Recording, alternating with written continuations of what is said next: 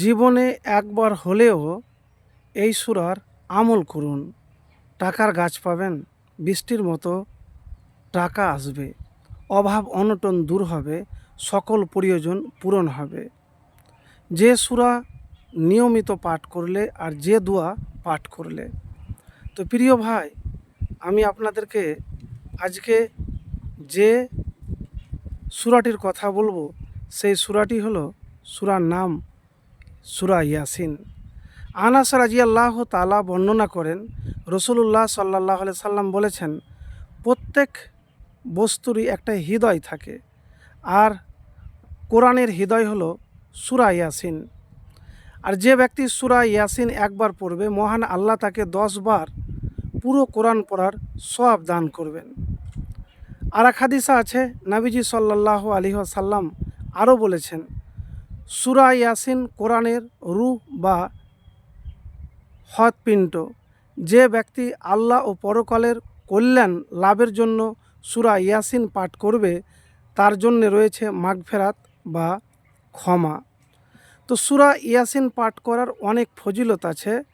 আব্দুল্লাহ ইবনে জুবাইর রাদিয়াল্লাহু তাআলা আনহু বলেন, যদি কোনো ব্যক্তি অভাব অনটনের সময় সূরা ইয়াসিন পাঠ করে, তাহলে তার অভাব দূর হয়, সংসারে শান্তি আসে, রিজিকে বরকত হয় মাঝারি। আরেকটি হাদিসে আছে, আতা বিন আবি রাবাহ রাদিয়াল্লাহু তাআলা বর্ণনা করেন, আমি শুনেছি রাসূলুল্লাহ সাল্লাল্লাহু আলাইহি সাল্লাম বলেছেন, যে ব্যক্তি দিনের বেলায় সূরা ইয়াসিন তেলাওয়াত করবে, তার সব হাজত পূর্ণ করা হবে। দারিমি। আর এক হাদিসে আছে, ইয়াহিয়া ইবনে কাসির রহমতুল্লাহ আলাই বলেন, যে ব্যক্তি সকালে সূরা ইয়াসিন পাঠ করবে, সে সন্ধ্যা পর্যন্ত সুখে শান্তিতে স্বস্তিতে থাকবে, আর যে সন্ধ্যায় পাঠ করবে সে সকাল পর্যন্ত শান্তিতে থাকবে মাঝারি। তো অনেক উপকারিতা আছে সূরা ইয়াসিন পাঠ করলে। তো আপনি নিয়মিত দিনে এবং রাত্রে একবার একবার করে সূরা ইয়াসিন যদি পাঠ করেন, তাহলে আপনার হাজত পূর্ণ হয়ে যাবে, জীবনের গুনাহও মাফ হবে। তো প্রিয় ভাই, সূরা ইয়াসিনের একটি আয়াত আছে, এই আয়াতটি পাঠ করতে পারেন, সালামুন কাওলাম মির রব্বির রহিম। এই দোয়া, এই আয়াত জীবনের সকল সমস্যা দূর করে দেয়।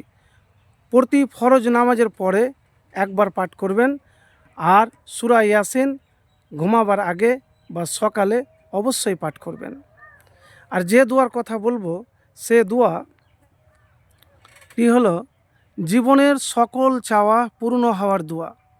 প্রিয় নবী সাল্লাল্লাহু আলাইহি ওয়াসাল্লাম আল্লাহর কাছে এমন এক বিশেষ দোয়া করতেন, যে দোয়ায় জীবনের সকল চাওয়া নিহিত। সে দোয়ার মাধ্যমে আমরাও জীবনের সকল প্রয়োজন আল্লাহর কাছে চেয়ে নেব। দোয়াটি হলো, আল্লাহুম্মা ইন্নী আসআলুকাল হুদা ওয়াত্তুকা ওয়াল আফাফা ওয়াল গিনা। অর্থ হলো, হে আল্লাহ, আমি আপনার কাছে হেদায়েত কামনা করি, আপনার ভয় তথা তাকওয়া কামনা করি, এবং আপনার কাছে সতীত্ব তথা নৈতিক পবিত্রতা কামনা করি, এবং সম্পদ তথা সামর্থ্য বা সচ্ছলতা কামনা করি। মুসলিম শরীফ, তিরমিজি শরীফ 3489, ইবনে মাজা 3832, মুসনাদ আহমদ 3684।